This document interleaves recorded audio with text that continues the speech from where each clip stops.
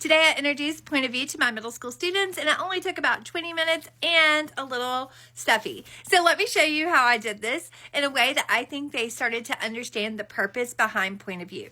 To start with, I had this slide up on my board, and it was, what do you already know about point of view? And I set the timer for 5 minutes. So students worked in their table groups. They had one whiteboard, one marker. They just did bullet points about what they already knew about point of view. And so this was just jogging their memory and kind of bringing back what they learned last year. And they're like, oh yeah, first person, second person, third person, omniscient, limited. Yes, and so they were just writing these down. Now, they didn't necessarily remember what that meant, but they knew the vocabulary words. From there, I told them our target objective was that they're going to understand the basics of narrative point of view so we can move forward and talk about the purpose. And then we started with our fill-in-the-blank notes. Next, we talk about point of view is just how the author chooses to tell the story. I always tell my students that in 7th grade, we're thinking like the author. Think about why the author does what they do. So that is our whole purpose in 7th grade. So point of view is the way the author chooses to tell the story. And then I go through how it affects the reader. And then I talk about the purpose of point of view because that's a lot of what 7th grade is. And I tell them it's how the author wants the reader to see and hear what takes place in the story. And then we go into first person and we review these key words. And then I talk about narrator is a character in the story. And they tell the story using the pronoun I. And then the narrator participates in the actions of the story.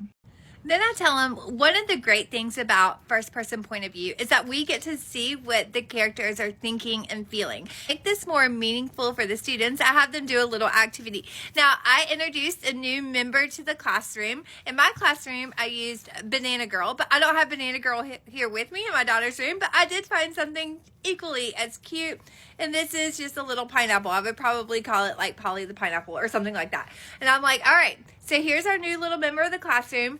At your tables, you're going to write a 4 to 6 sentence story in first person about our character, and it's going to be about her Thanksgiving because we did this around Thanksgiving. And I want you to tell me about her Thanksgiving and what she was thinking and feeling. She might not have said these things out loud, like when her cousins came over and they're irritating to her. She's so cute and sweet. She's not going to say, oh my gosh, you're irritating, but she might think it, and that is the beauty of first person, right? We can see their inner thoughts and how they're feeling. The timer for 5 minutes, and then I started circulating around. And then I did catch some people saying the words like, Banana Girl had a great Thanksgiving. I was like, wait, we're in first person, so what do we need to change Banana Girl to? And they're like, oh yeah, So I'm like, great. So we made those corrections as I was walking around. And then I started to notice that students were just listing things that she did. So she came downstairs. Her family was there. They came in the door. They ate banana pudding, which is a little odd, but whatever.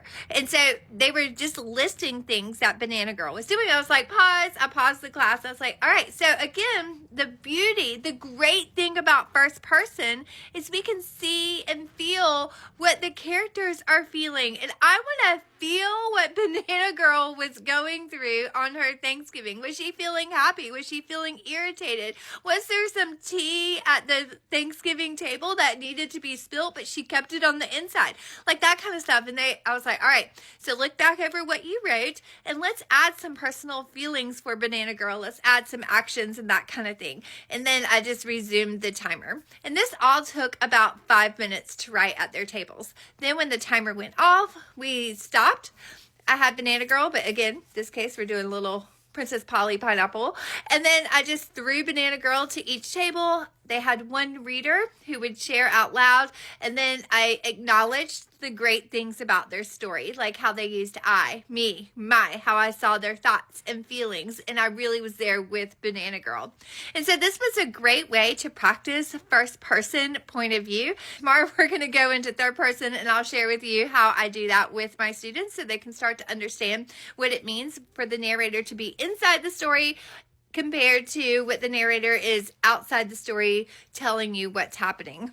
Now, if you would like this mini lesson, it is available on Teachers Pay Teachers. I also have it on my membership site, ELA Unlimited. It's where you can download what you need, when you need it, one low price. All of this is linked in my bio or profile or whatever you call it. And then I also have this mini lesson for free, like the video version. It doesn't have the fill in the blank notes or the activities with it, but you can see the whole thing on YouTube. Again, that's linked in my profile, bios, whatever. If you have any questions, let me know.